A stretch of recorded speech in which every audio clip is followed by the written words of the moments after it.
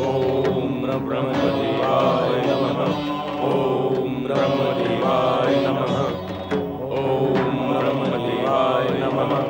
ओम ब्रह्मदेवाय नमः। ओम ब्रह्मदेवाय नमः। ओम ब्रह्मदेवाय नमः। हे परमपिता ब्रह्मा जी, वो तीनों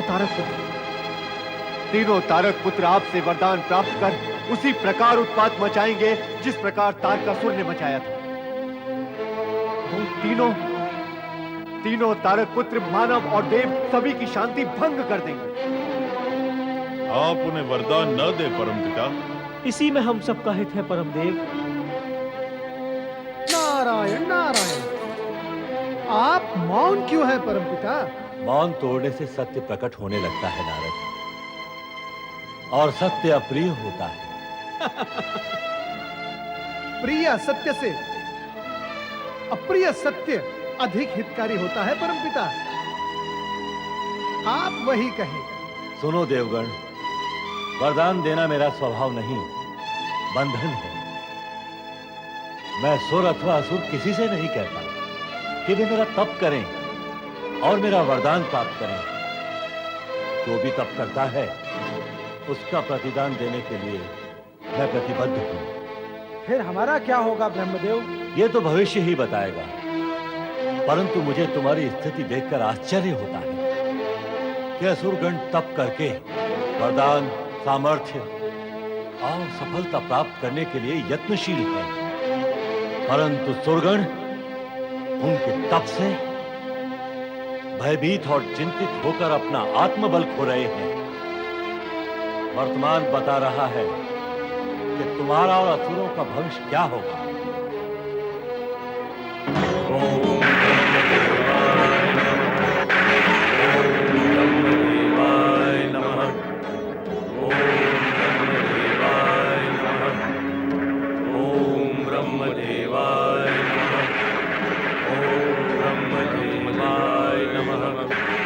ओम ब्रह्मदेवाय नमः। ओम ब्रह्मदेवाय नमः। ओम ब्रह्मदेवाय नमः। ओम ब्रह्मदेवाय नमः।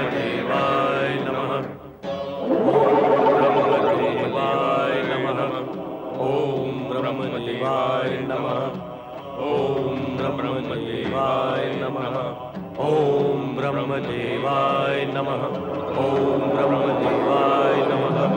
ओम ब्रह्मदेवाय नमः। ओम ब्रह्मदेवाय नमः। ओम ब्रह्मदेवाय नमः। ओम ब्रह्मदेवाय नमः। ओम ब्रह्मदेवाय नमः। ओम ब्रह्मदेवाय नमः। भक्त तारकाक्ष, कमलाक्ष, विद्युन्माली, नेत्र खोलो वत्स।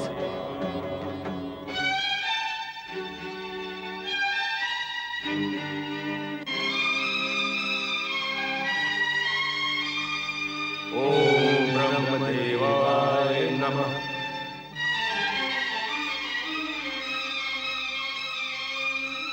आपके दर्शन पाकर हम धन्य हो गए ब्रह्मदेव। हमारी आराधना पूर्ण हुई, हमारी तपस्या सफल हो गई ब्रह्मदेव। हाँ साधकों, तुम्हारी तपस्या सफल हो गई। मांगो, क्या वरदान मांगना चाहते हैं? अपने पिता तारकासुर की भांति हमें भी अमर होने का वरदान दें ब्रह्मदेव। हाँ, हमें कोई न मार सके, हम अमर हो जाएं ब्रह्मदेव। ऐसा वरदान देना विधि विधान में संगत नहीं। अमर होने के वरदान के अतिरिक्त कोई अन्य वर मांगो। भ्राता तारका, कोई दूसरा वरदान शीघ्र ही मांग लीजिए। हाँ भ्राताश्री, कुछ और भी मांग लीजिए। हमें 3 अभेद्य दुर्गों का वरदान दीजिए ब्रह्मदेव, जो स्वर्ण, रजत और लोह से निर्मित हो ब्रह्मदेव, और तीनों पूर्व आकाश में एक दूसरे के ऊपर स्थित हो ब्रह्मदेव, और देवताओं के लिए अदृश्य हो ब्रह्मदेव।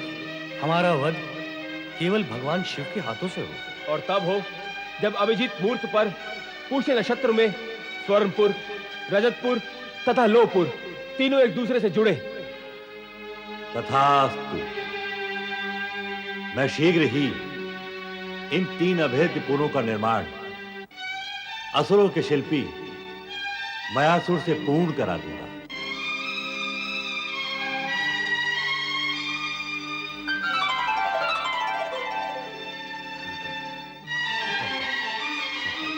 हमारी कामना पूर्ण होगी भ्राताश्री।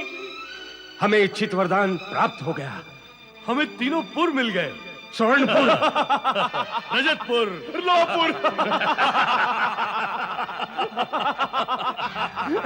ओम नमः शिवाय, ओम नमः शिवाय, ओम नमः शिवाय, ओम नमः शिवाय, ओम नमः शिवाय, ओम नमः शिवाय। नंदी, भोलेनाथ कहाँ है? माता, जब आपको इसका ज्ञान नहीं तो मुझे कैसे हो सकता है? वे आपको बताकर नहीं गए? वे क्या कभी अपने मन की बात किसी से कह के जाते हैं? मुझे तो लगता है किसी भक्त की पुकार सुनकर वे दौड़ पड़े होंगे। पति परमेश्वराय नमो नमः। विष्णु प्रिया देवी माता महालक्ष्मी की जय। विष्णु प्रिया देवी माता महालक्ष्मी की जय। देवी लक्ष्मी, आप यहाँ? क्यों? इसमें इतना आश्चर्य प्रकट करने का क्या कारण है? क्या मैं यहाँ नहीं आ सकती? क्यों नहीं आ सकती? आ सकती हैं, तभी तो आई हैं। आइए, आपका स्वागत है। अब बताइए, आज कैलाश पर कैसे आना हुआ? पिछले कई दिनों से शिव शंकर तथा शक्ति स्वरूपा पार्वती के दर्शन की इच्छा मन में बलवती हो रही थी, सो चली आई। और श्री हरि विष्णु का क्या समाचार है? वे तो अधिक समय अपनी योग माया की समाधि में ही खोए रहते हैं। मुझसे बात करने तक का समय नहीं है उन्हें। शिव शंकर कहाँ है? समाधि स्थल तो रिक्त है। न जाने बिना बताए कहाँ चले गए। आइए। देवी माँ सरस्वती, वीणा वादनी महादेवी माता सरस्वती की जय। वीणा वादनी महादेवी माता सरस्वती की जय। देवी सरस्वती, आपका स्वागत है। सुंदर संयोग है, एक के दर्शन करने आई थी, 2 के हो गए। हाँ देवी सरस्वती, देवी लक्ष्मी को तो मेरे और शिव शंकर के दर्शन की इच्छा यहाँ तक खींच लाई है।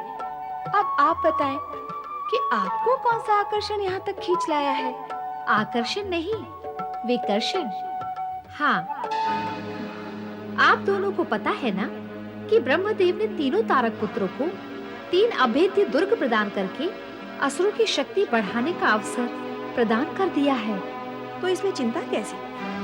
ब्रह्मदेव तो असुरों पर सदा ही कृपालु रहे हैं। उनकी कृपा का असुरों ने भी सदा अनुचित लाभ ही उठाया है। अब भी वे शक्ति एकत्र कर स्वर्ग लोक पर पुनः आक्रमण करके तीनों लोकों में अत्याचार, अनाचार का अंधेरा फैला देने से चूकेंगे नहीं, यही चिंता है। और इसीलिए मैं भगवान शिव के पास आई हूँ ताकि वे कुछ उपाय करें। तो तुम भगवान शिव के पास उपाय के लिए आई हो, मुझसे मिलने नहीं आई? क्या हमसे मिलने की इच्छा नहीं होती कभी तुम्हारे मन में? होती क्यों नहीं, अधिक ही होती है। असुरों के तप निनाद और देवगण के गुहारों से पूरा ब्रह्मलोक गूंजता रहता है। ब्रह्मदेव के साथ साथ मुझे भी वह सब सुनना और सहना पड़ता है। चाहती हूँ उस वातावरण से बाहर निकलूं, किंतु विवश हूँ। क्यों? विवशता कैसी? क्या ब्रह्मदेव पकड़कर बैठा लेते हैं? ज्ञान और विद्या प्रसार करने का मेरा दायित्व मुझे पकड़ लेता है। ब्रह्मदेव तो आज मौन धारण कर ध्यान मग्न थे, तो मैं यहाँ चली आई। ध्यान मग्न तो भोलेनाथ भी रहते हैं। मुझे तो उनसे चर्चा वार्ता करने के लिए प्रतीक्षा ही करनी पड़ती है। मेरी दशा भी तुम दोनों जैसी ही है। श्री हरि विष्णु योग निद्रा में चले जाते हैं तो शीघ्र नहीं लौटते।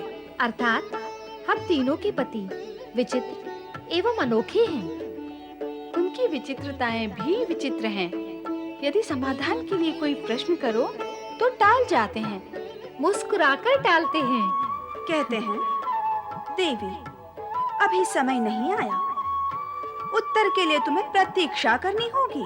और ऐसे में प्रवेश करता है नारद, नारायण नारायण करते हुए, और कहता है, भगवन, आपकी लीला तो तीनों लोक में व्याप्त है। धरती के कण कण में आप ही के नाम की गूंज है। प्रभु, आपकी लीला तो अपरंपार है। देवी सरस्वती, तुमने अपनी प्रतिभा का प्रदर्शन नहीं किया। अवश्य करती, यदि विद्या और ज्ञान के प्रसार का दायित्व न होता मेरे सर पर। और अब तो ब्रह्मदेव ने तारक पुत्रों को वरदान देकर मुझे चिंता में डाल दिया है। देवगण का क्या होगा? देवी सरस्वती, आप ज्ञान की देवी होकर भी उस वरदान का रहस्य अब तक नहीं समझी। आप देवगण को लेकर चिंतित न हो, वे पूर्ण सुरक्षित हैं और रहेंगे।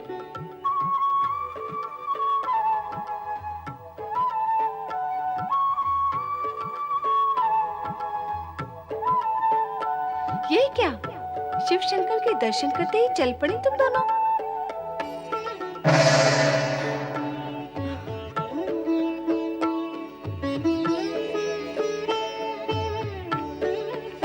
ब्रह्मदेव के वरदानानुसार तारकासुर के तीनों पुत्रों को उनका मनोवांछित फल मिल गया था। शिल्पकार मायासुर ने तीनों तारक पुत्रों के लिए 3 अभेद्य दुर्गों का निर्माण किया।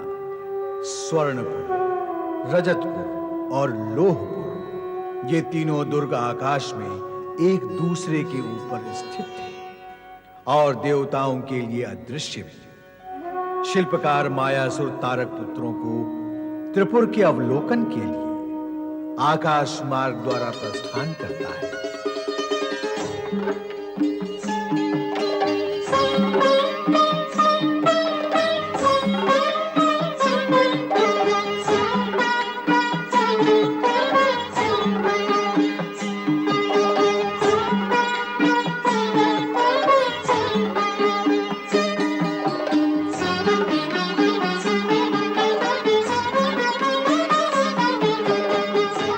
असुरराज तारकाक्ष, कमलाक्ष और विद्युन्नमाली, मैं आप तीनों के लिए स्वर्णपुर, आहा, अद्भुत है।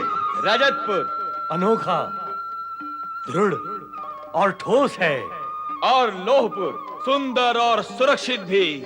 इन तीनों पुरों का निर्माण मैंने आप लोगों के लिए किया है। ये तीनों ही अद्भुत दुर्ग हैं और त्रिपुर के नाम से जाने जाएंगे। हाँ शिल्पी मायासुर जी, ये दुर्ग निस्संदेह अद्भुत है। ब्रह्मदेव के वरदान के अनुसार इन तीनों पुरों पर कोई शत्रु आक्रमण नहीं कर सकता। इनके भीतर हम सदा सुरक्षित रहेंगे। पर ब्रह्मदेव ने हमें शिव के हाथों मारे जाने की भविष्यवाणी भी तो की थी, फिर हम सुरक्षित कहाँ रहे? हमें बुद्धि से काम लेकर शिव की आराधना आरंभ कर देनी चाहिए। क्यों? शिव की आराधना हम क्यों करें? ऐसा करने से शिव के मन में हमारे प्रति शत्रु भाव उत्पन्न ही नहीं होगा। हो भी जाए तो शिव हमारा क्या हित कर लेंगे? हम तो यहाँ त्रिपुर में सुरक्षित रहेंगे। हमारा कोई शत्रु यहाँ तक आ ही नहीं सकेगा। मति मारी गई है तुम दोनों की। अभी अभी कह रहे थे कि शिव के हाथों मारे जाने की भविष्यवाणी ब्रह्मदेव ने की है, तो फिर हम सुरक्षित कहाँ रहे? अब स्वयं अपने ही शब्दों का खंडन कर रहे हो। कुछ भी हो, हम शिव की आराधना नहीं करेंगे। हाँ, हम नहीं करेंगे। मैं तुम दोनों से बड़ा हूं, इसलिए हित अहित भी अधिक समझता हूं। मैं तुम्हें जो कहूंगा तुम्हें वही करना होगा। बड़ा भ्राता होने के नाते मैं तुम्हें आज्ञा देता हूं कि तुम्हें मेरे साथ शिव आराधना करनी ही होगी। ज्येष्ठ भ्राता की आज्ञा का उल्लंघन तो नहीं किया जा सकता। हाँ, हम तीनों भाई मिलकर शिव की आराधना करेंगे। शिव आराधना करने से पूर्व अपने अपने पुरों को अवलोकन करने आ गया। महाबली तारकाक्ष, आइए आपको स्वर्णपुर पहुंचा दूं।